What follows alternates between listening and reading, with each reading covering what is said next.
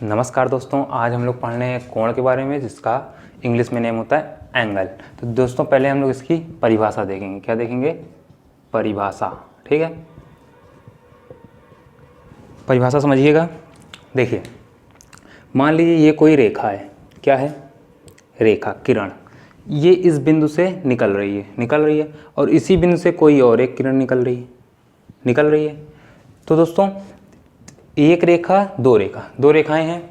मान लीजिए इसका नाम AB है और इसका नाम BC है। ठीक है, तो दो रेखाओं के बीच क्या होगी परिभाषा? दो रेखाओं के बीच बनने वाले झुकाव को क्या कहते हैं? झुकाव। बनने वाले झुकाव को, यहाँ झुकाव लिख दिया हूँ, बनने वाले झुकाव को क्या कहते हैं हम लोग? कोण कहते हैं। क्या कहते हैं? कोण। ठीक है, समझ में आया? चलिए लिख लेते हैं। दो रेखाओं के बीच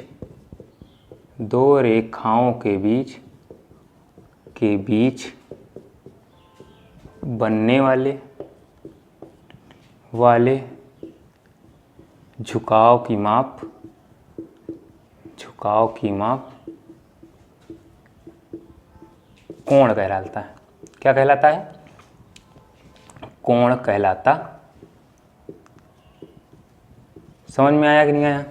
देखिए, दो रेखाओं के बीच बनने वाले झुकाव की माप कोण कहलाता है। ये दो रेखाएं हैं, बीच में क्या हुआ? इतना झुकाव हो रहा है। ये रेखा क्या हुई? इतनी झुकी हुई है। तो इन दोनों के बीच बनने वाले झुकाव को हम लोग क्या कहते हैं? कोण। ठीक है, इसको हम लोग प्रदर्शित करते हैं। प्रदर्शन लिख लीजिए। इसे प्रदर्शित, एक मिनट, इसे अंश से प्रदर्शित करते हैं। किससे? अंश से प्रदर्शित करते हैं। ठीक है, अंश, इसका नाम क्या होता है? अंश। लिख लीजिए यहाँ पे, इसका नाम क्या होता है? अंश। चलिए,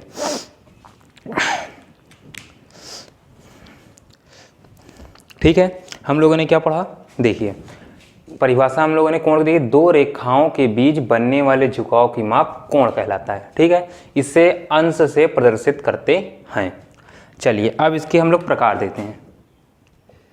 इसके मुख्यतः 7 प्रकार होते हैं। कितने होते हैं? इसके मुख्यतः 7 प्रकार होते हैं। कौन कौन? पहला होता है हमारा शून्य एंगल, मतलब शून्य कोण, जिसे हम लोग इंग्लिश में बोलते हैं जीरो एंगल। क्या बोलते हैं? Zero angle. दूसरे नंबर पे हमारा होता है न्यून कोण। इसे हम लोग इंग्लिश में बोलते हैं एक्यूट एंगल।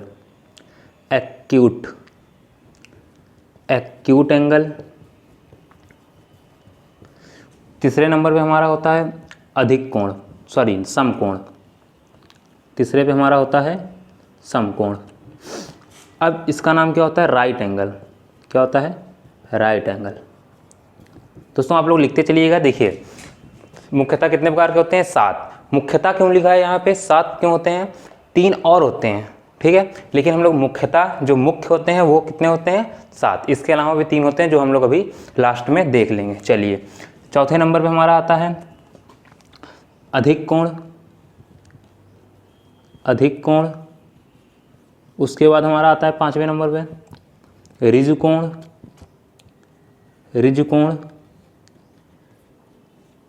6वें नंबर पे हमारा आता है वृहत कोण।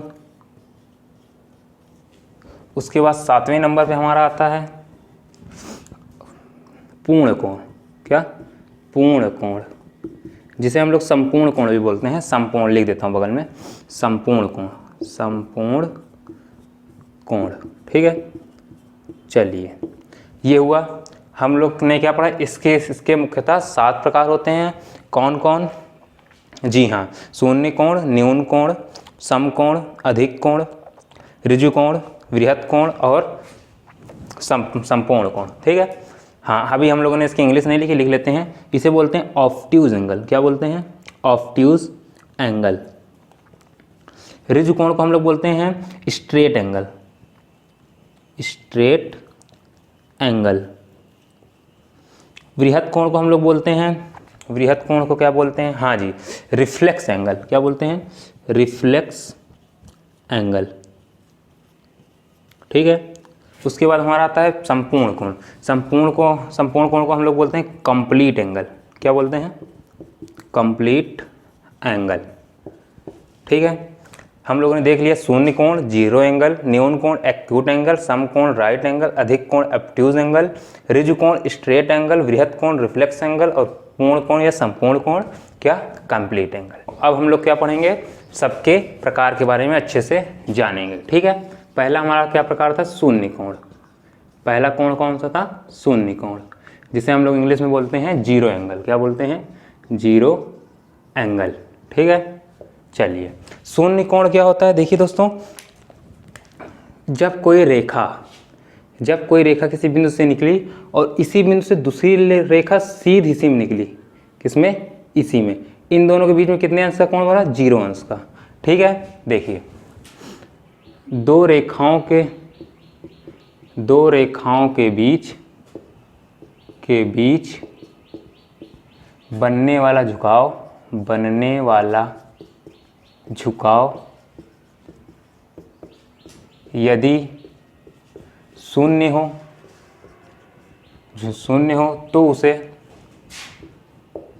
उसे जीरो एंगल बोलते हैं, जीरो अंश का कोण बोलते हैं। ठीक है। इसमें कुछ हम लोग को जानना ही था, बोलते हैं ये कोण। मान लीजिए हमारे पास कोई कोण क्या है? x। ये किसके बराबर होगा?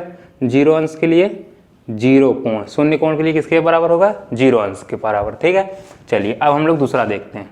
दूसरा हमारा क्या था? जी, न्यून कोण था। दूसरा हमारा था न्यून कोण। ठीक है। न्यून कोण को हम लोग इंग्लिश में क्या बोलते हैं? जी, एक्यूट एंगल। Acute angle. ठीक है।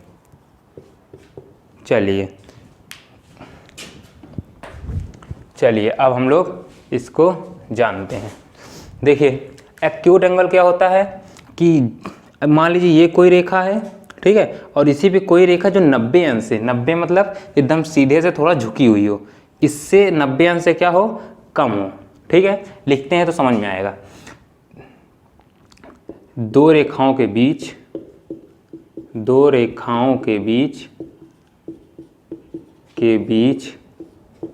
बनने वाला झुकाव यदि जीरो अंश से बड़ा और 90 अंश से छोटा होता है उसे न्यून कोण कहते हैं। समझ में आया? यदि दो रेखाओं के बीच बनने वाला झुकाव 90 अंश से, 90 अंश मतलब सीधा एकदम 90 अंश से कम रहता है, उसे हम लोग क्या कहते हैं? न्यून कोण। देखिए, इसका अगर मान लीजिए हम लोग के पास कोई कोण x है जो कि न्यून कोण है, तो ये क्या होगा? जीरो अंश से बड़ा होगा और 90 अंश से क्या होगा? छोटा होगा। चिन्ह समझ में आया? जिधर मुंह खुला रहेगा वो बड़ा, जिधर मुंह बंद रहेगा वो छोटा। तो हमारे पास न्यून कोण के लिए क्या समीकरण मिलता है? ये कि कोई भी अगर न्यून कोण x है तो वो क्या होगा? जीरो अंश से बड़ा होगा और 90 अंश से छोटा। ठीक है। चलिए, अब हम लोग तीसरा जानते हैं। तीसरा कौन सा है हमारे पास? समकोण त्रिभुज। कौन है? समकोण त्रिभुज।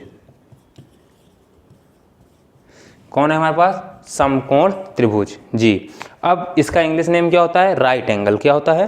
Right angle. राइट एंगल क्या होता है? Right angle.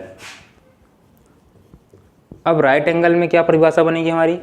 यदि क्या बनेगी? यदि दो रेखाओं के बीच, राइट एंगल समकोण त्रिभुज, अरे सॉरी, समकोण होगा, त्रिभुज नहीं होगा, सिर्फ समकोण होगा। यहाँ मैंने त्रिभुज लिख दिया, समकोण। ठीक है, जिसे हम लोग क्या बोलते हैं? Right angle. यदि दो रेखाओं के बीच क्या बनेगी? यदि दो रेखाओं के बीच बनने वाला झुकाव, बनने वाला झुकाव, झुकाव क्या हो, 90 अंश का हो। कितने अंश का, 90 अंश का हो, तो उसे न्यून कोण का, सॉरी समकोण कहते हैं। क्या कहते हैं, समकोण कहते हैं। ठीक है। अब क्या बोला, मान लीजिए हमारे पास कोई कोण समकोण x हो, तो ये किसके बराबर होगा, हमारा बीच बनने वाला झुकाव 90 अंश का हो तो कितने अंश का, 90 अंश का। ठीक है। चलिए इसका चित्र किस तरह बनेगा, साफ साफ ऐसे, ये देखिए इन दोनों के बीच में कितने अंश का कोण बना, 90 अंश का। ठीक है। ये हमारा क्या कहलाएगा, समकोण। चौथा नंबर देखते हैं कौन है, उसके बाद समकोण के बाद होता है अधिक कोण। कौन होता है, अधिक कोण। इसे हम लोग इंग्लिश में बोलते हैं ऑब्ट्यूज एंगल। क्या बोलते हैं, ऑब्ट्यूज एंगल। ठीक है। चलिए ऑब्ट्यूज एंगल क्या होता है हमारा, हाँ ऑब्ट्यूज एंगल हमारा क्या होता है, यदि दो कोणों के बीच, यदि दो रेखाओं के बीच बनने वाला झुकाव, यदि दो रेखाओं के बीच बनने वाला झुकाव कितने अंश का हो, 90 अंश से अधिक, 90 अंश से अधिक और 180 अंश से कम हो। समझ में आया, 90 अंश से अधिक और 180 अंश से कम हो।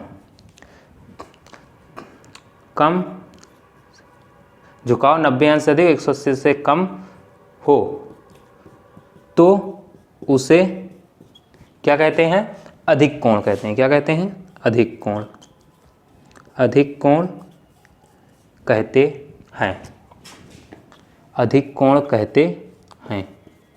समझ में आया, क्या समझ में आया, यदि दो रेखाओं के बीच बनने वाला झुकाव 90 अंश से बड़ा, मतलब कोण जो बनेगा उनके दोनों लोग के बीच 90 अंश से बड़ा हो और 180 अंश से छोटा हो तो उसे अधिक कोण कहते हैं। समझ में आया। चलिए पांचवा पढ़ते हैं हम लोग। पांचवा हमारा कौन सा है, जी हाँ ऋजु कोण। क्या है, ऋजु कोण। ठीक है। चलिए अब हम लोग इसको देखते हैं। इसमें क्या है, ऋजु कोण को हम लोग इंग्लिश में क्या बोलते हैं, स्ट्रेट। क्या बोलते हैं, स्ट्रेट एंगल। ठीक है, बोलते हैं। चलिए इसकी परिभाषा क्या बनेगी, यदि दो रेखाओं के बीच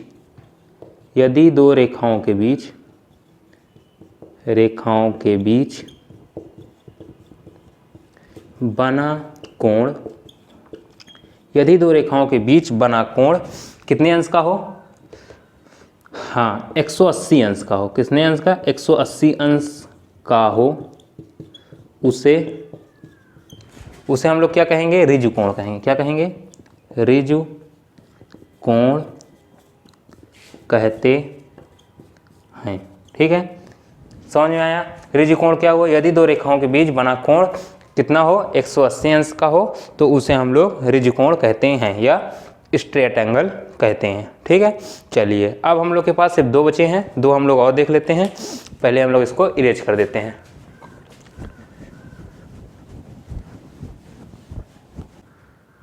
चलिए दोस्तों अब हम लोग देखेंगे वृहत कोण। कौन वाला, वृहत कोण। 6 नंबर पे है वृहत कोण। इंग्लिश में क्या बोलते हैं, रिफ्लेक्स एंगल। Reflex angle. ठीक है। इसमें हम लोग देखेंगे यदि दो रेखाओं के बीच, क्या, यदि दो रेखाओं के बीच,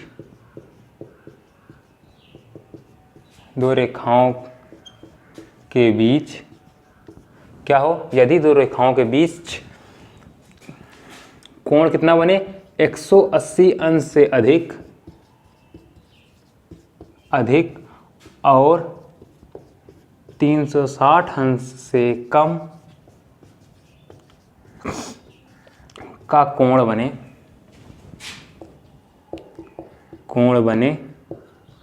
उसे वृहत कोण कहते हैं। समझ में आया। यदि दो रेखाओं के बीच 180 अंश से अधिक और 360 अंश से कम का कोण बने उसे वृहत कोण कहते हैं। इसका क्या बनेगा, मान लीजिए कोई कोण हमारे पास x अंश है, कौन है, वृहत कोण, तो ये क्या होगा 180 अंश से अधिक और किससे कम होगा, 360 अंश से कम। ठीक है, ये समझ में आया। चलिए अब हम लोग आते हैं सातवें कोण पे। सातवां कोण हम लोग के पास क्या है, संपूर्ण एंगल, संपूर्ण कोण। इंग्लिश में हम लोग क्या बोलते हैं, कंप्लीट एंगल। क्या बोलते हैं, कंप्लीट एंगल। ठीक है, इसमें क्या होगा, क्या बनेगा, यदि दो रेखाओं के बीच बना कोण कितने अंश का हो, 360 अंश का। ठीक है, उसे हम लोग क्या बोलेंगे, संपूर्ण कोण। लिख लेते हैं, यदि दो रेखाओं के बीच बना कोण 360 अंश का हो उसे क्या बोलते हैं, जी हाँ, संपूर्ण कोण बोलते हैं। ठीक है, ये हो गया। क्या होगा, x मान लीजिए कोई कोण संपूर्ण कोण है तो इसका मान कितना आएगा हमारा, 360 अंश, यदि ये क्या होगा, संपूर्ण कोण। ठीक है, तो दोस्तों मैंने अभी पहले शुरुआत में बोला था कि 7 तो हमारे होते ही हैं, उसके अलावा कितने होते हैं हमारे पास, जी हाँ, 3 हमारे पास और होते हैं। ठीक है, तो आज हम लोग उसको भी देख लेते हैं। पहला होता है हम लोग का पूरक। चलिए अब हम लोग 3 अलग अलग देखें। पहला होता है हमारा पूरक कोण, ठीक है। उसके बाद दूसरा हमारा होता है समपूरक कोण। क्या होता है, समपूरक कोण। उसके बाद तीसरा हमारे पास होता है शीर्षाभिमुख कोण। क्या होता है जी, शीर्षाभिमुख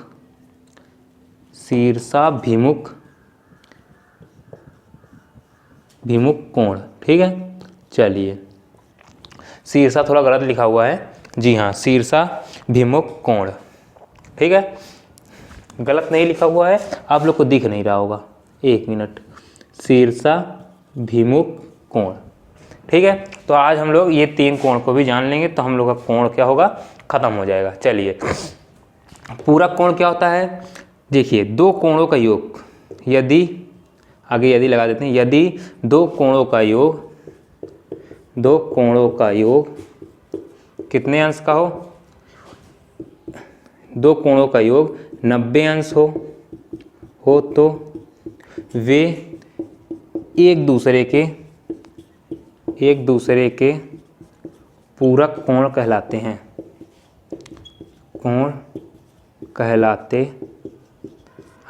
ठीक है, हुआ दो कोण का योग 180 अंश। यहाँ बना देता हूँ चित्र, देख लीजिए ध्यान से। मान लीजिए ये इसमें ये दो कोण है, एक मान लीजिए हमारा दिया है 40 अंश का और दूसरा दिया है 50 अंश का। ठीक है, तो दोनों का योग कितना आएगा, 50 + 40 हमारे पास आ जाएगा 90 अंश। तो ये एक दूसरे के क्या कहलाएंगे, हमारे पूरक कोण। ठीक है, चलिए समपूरक देखते हैं। यदि दो कोणों का योग 180 अंश हो तो उसे समपूरक कोण कहते हैं। समपूरक कोण कहते हैं। ठीक है, तो इसमें क्या होगा, समपूरक मतलब दो कोणों का योग 180 अंश। मान लीजिए ये हमारे पास दिया है कितने अंश का, जी 60 अंश का दिया है, और ये हमें दिया है 120 अंश का।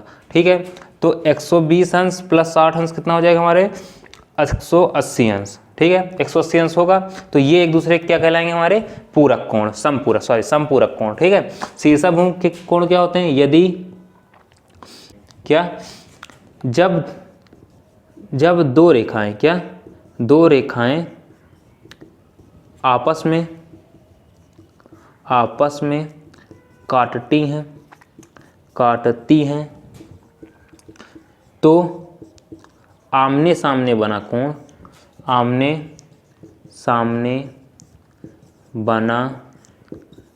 कोण क्या कहलाता है, शीर्षाभिमुख कोण कहलाता है। क्या कहलाता है, शीर्षाभिमुख